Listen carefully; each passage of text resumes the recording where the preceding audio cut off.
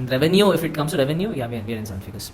We live in Bangalore, we have this key startup area and everything. And then, of course, not a person who wants to do an average Joe, job probably. We started as a web dev agency. Currently, we're into building custom ERP and CRM tools for MSME businesses. Yeah, let's start. We have Aneesh as our guest for today's recording, and he is the founder and CEO and managing director, right? Yeah, managing director of Bytedocker, and Bytedocker is actually an IT consulting firm which does all the website design, CRM management services for other businesses. So yeah, hi Anish, welcome to the podcast. Great, thank you. I should put it here? It's fine. Okay. You can just... Sure, okay, works. The main point of this recording is I wanted to ask you, like, how did all this begin? Like, how did Bytedocker begin? So majorly going back to 8th standard, let's say it started off probably with tinkering lab. So majorly I was an electronics student. Quite even pursuing electronics engineering right now. So that was an interest factor, with microcontrollers, Arduinos and all of that. And then first semester of engineering, we were very much into this college fest clubs and all these technical clubs and whatnot.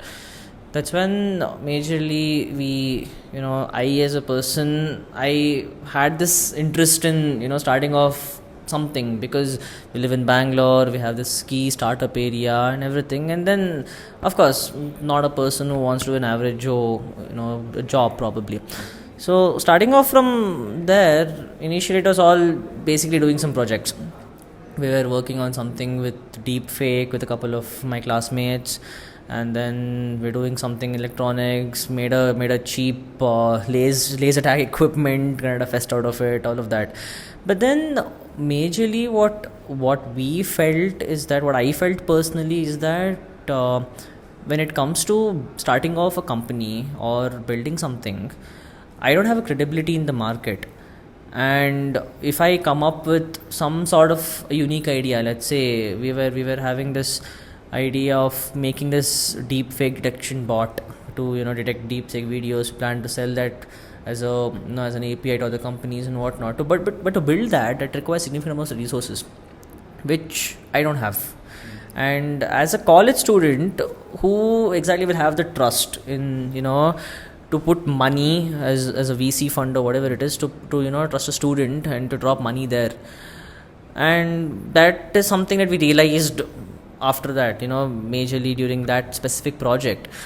And then we had one of our seniors who's also running a startup, and as we went into coding and all of that, he just gave us this thing saying that you have a website, do you wanna make it for us?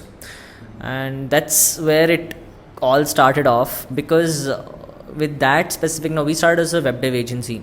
Currently we're into building custom ERP and CRM tools for MSME businesses, specifically in the non-banking financial institution sides.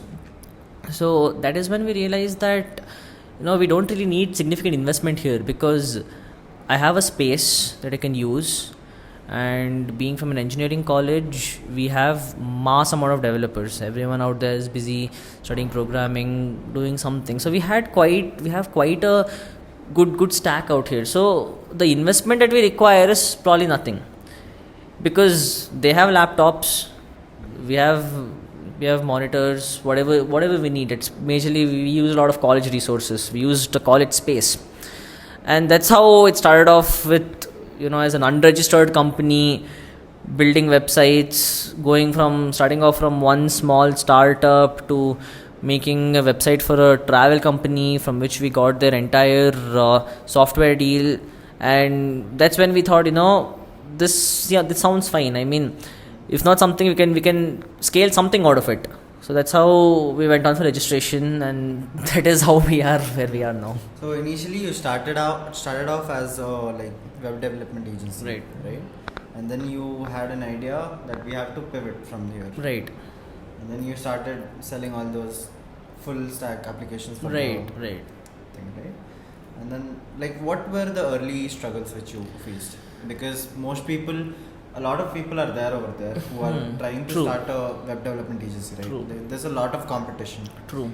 How did you try to move out in the market and then capture initially? Now I personally have faced struggles in probably more than the business side and in non business personal side of it, because being a college student, one of the ways for you to get clients in this industry is by the people who you know.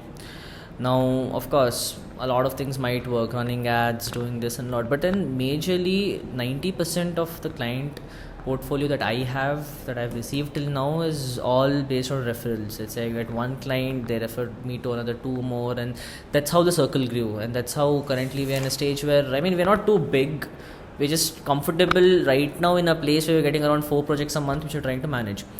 But speaking of struggles, one is balancing academics and business. That is quite a challenge, because when you have to maintain 75% attendance and then you have backlogs and you don't know what to do there, and then in between this you're taking stress here. So that is one thing. But I believe at some point it's gonna come out being worth it.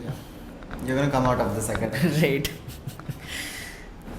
How did you get your first client, Anish? First time was very basic. So now one thing that one advice that I got from one of my seniors was networking is the key. So what I did was, for my own college alumni, we were busy pinging practically everyone on LinkedIn, saying that hi, you do this, can I meet up, can we speak to you, we're interested, and all of this. And that's how we landed our first client. It was a very simple website deal. We got paid nothing for it, but probably that one website on our portfolio helped us get our first paid deal. And it was an adventures company, and from there on we went into banking, and that's basically where we are right now. So initially you just managed to do one website project and then you shifted to CRM thing.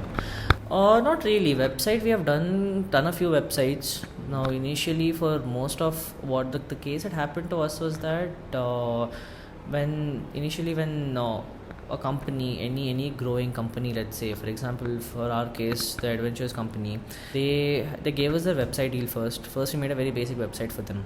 Then they realized that they might need softwares for their other purposes, managing their assets, depreciations and accounting and all of that. And that's where there are multiple solutions out there, like let's say Zoho, SAP, all of them, which are way too overpriced for an MSME business. That's when we realized that MSME companies, they want to integrate these tools, but they don't really have the lakhs of funds allocated for a software that probably any of the other alternatives sell.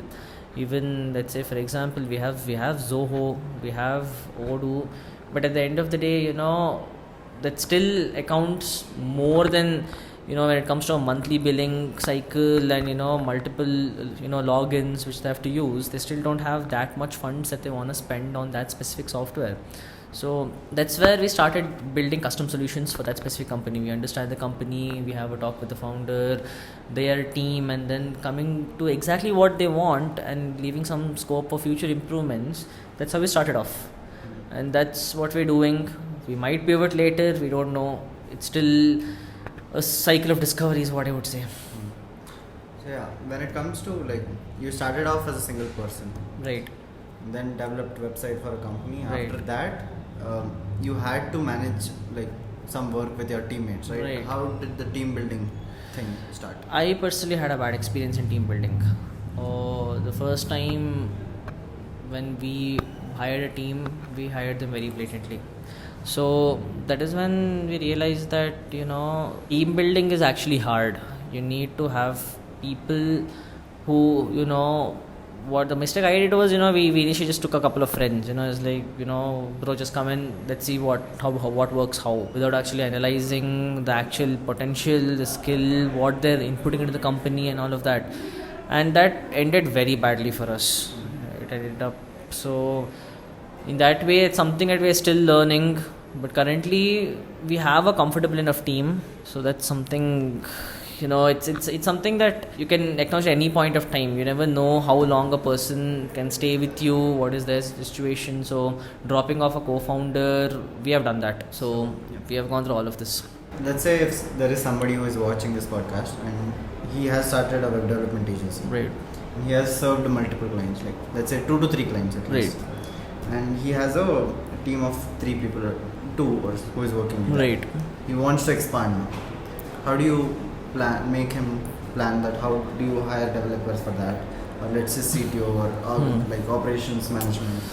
How do you? So here it can go 2 ways. So usually when if it's a small company, you're having a team of 3 to 4 people. Now, considering that the 3 to 4 people are major stakeholders in the company, they're coming up doing work and all. When you're hiring people from outside, one of the major things you have to take care is your cash flow. Now, if you're taking someone on a CTC, are you in a position where you can pay them salaries every single month, contribute to FDs and do all of that? That is one major thing. Or else, in that case, hiring people on a contract basis, taking interns is the best option currently, at least, because unless you have enough reserve and a solid plan saying that for 3 months I'm going to burn this much cash on people's salaries, that's after when I'm sure I'm going to get these many clients. So the best way to do it is when you have enough recurring clients. If you have enough recurring clients, for a matter of short fact that you're getting this much revenue in this month, no matter what. That is when you can go for full-time hiring, is what I would suggest. Because if you don't have them, if you're doing it just as a freelance, you're giving them websites and you're done with the client, you have no guarantee that you're going to be in revenue next month. Either you need to have the reserves that you should be willing to spend, or else it would be better if you can take people on a project basis. One more thing a lot of people face is like when it comes to software or IT consulting, people lose clients a lot. Right. Very often. How do you manage to retain those clients? So, this is a very, I'm not yet there to answer this question, but what I personally feel is that client retention majorly depends on your relationship with the client. Some minute things like, submitting things before deadline or having a very good relation with the client. If you have a very good relation with the client, of course, everything's going to come to you. So there you have some scope for mistakes, because mistakes happen. It's impossible. There are multiple things that happen where your deadlines will get extended. You can't do anything. But one thing is that when you're not doing things in deadline, it's better to understand one thing, that the client is always right. You can't exactly go fighting with the client saying that you didn't give your set of deliverables first, that's why it got delayed. Whatever it is, when it comes to the client side of it, suck it up. That is what I would suggest. Probably, I don't know how good of an advice this is, but what we have experienced is that there's no exact point in fighting with the client, because if you have a good relation with the client, and even though some mistakes happen, you still have that specific personal bond where you're still gonna get business, and business is about people majorly. So this is one thing that I feel. You currently are like focusing more on like not client retention, but getting more clients through the client you currently have, right? Currently the stage where we are in, what we feel is that we are trying to expand into the new client industry, because we are trying to expand to new industries, all in sense, more than finding new clients, because we want to see the industry of what is happening where exactly. Because what we feel is that now the software development market there are quite big fishes there. So maybe this is okay till a point, but then at some point we have to see what to pivot.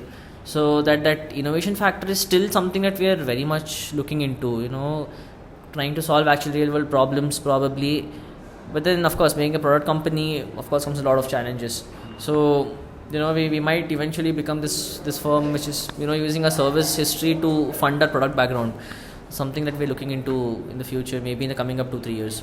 So for now you are like a small firm who is trying to do Right. IT consultancy and all stuff. Like how do you differentiate, like Accenture and all those TCS and also are like big IT Right. consultancy firms, right? So what is that major different? I know it is a major different, but then I'm just asking, what do they do differently so that they grew to that extent, like they take so big clientele, right? So how do they manage to get that kind of size? And Now, what kind what of deliverables? Accenture did to become Accenture is something that Accenture should answer. But what I personally feel is that these are companies that have majorly considered 3 factors in. One is they have entered the industry when it was in a very early stage. Let's say coming to Infosys. Infosys got into the US outsourcing and they brought it to India, and they were all the first people to do it. So they have that first come first serve advantage. Except the first come first serve advantage, the other thing that these guys do is that when a company like Accenture gets a client, the specific client who's providing them with business, they have the trust on them, which is hard for a smaller firm to grow.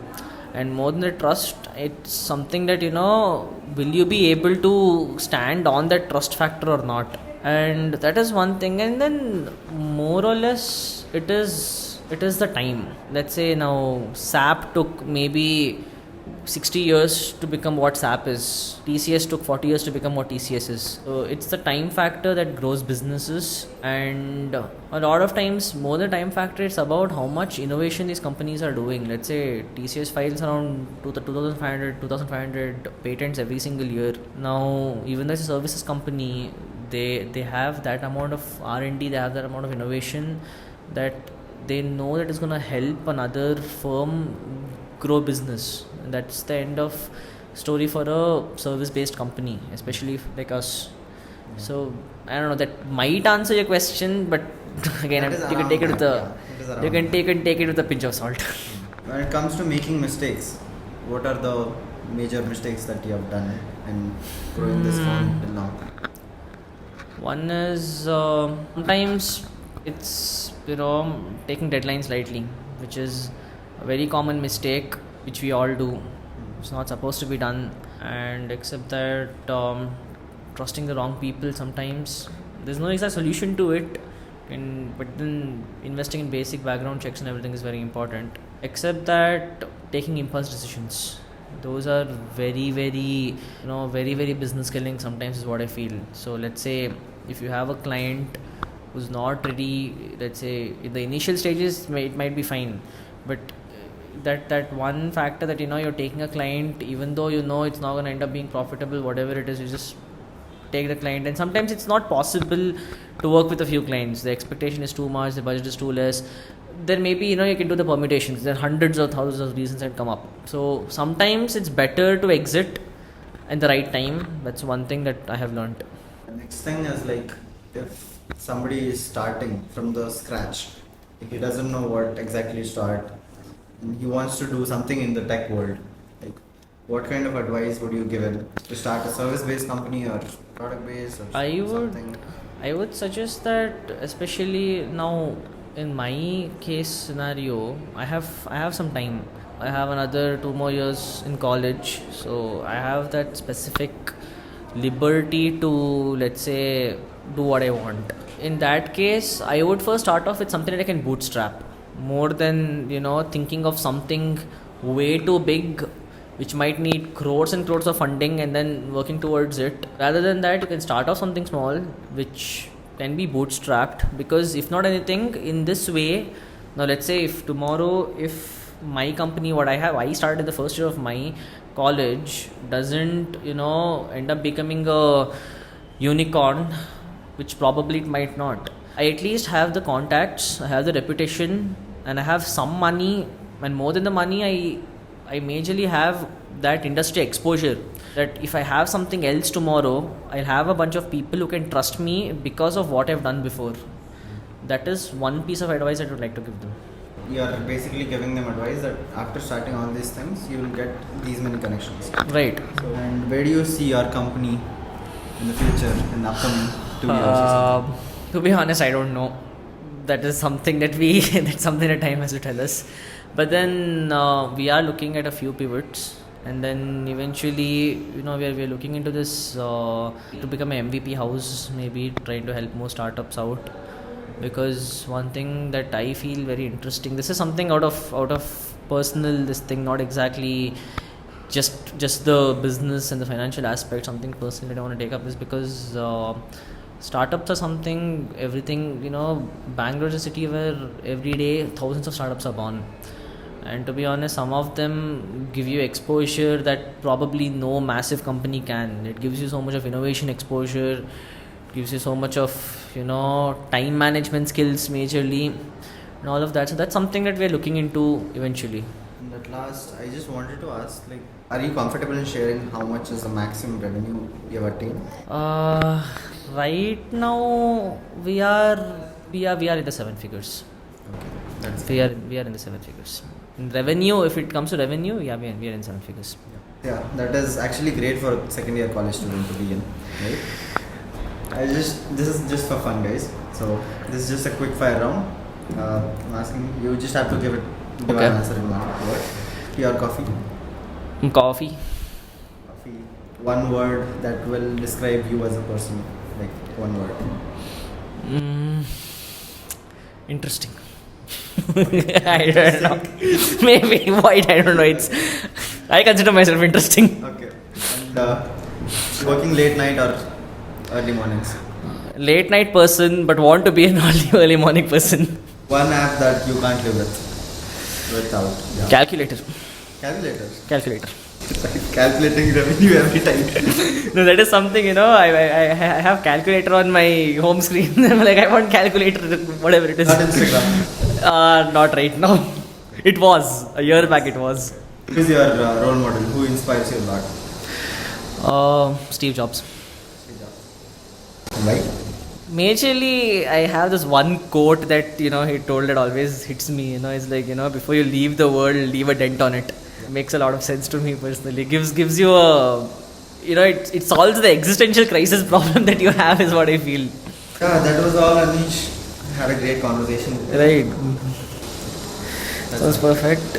Anyways, that's it. That's it, guys. Thank you for watching. Peace. Bye-bye.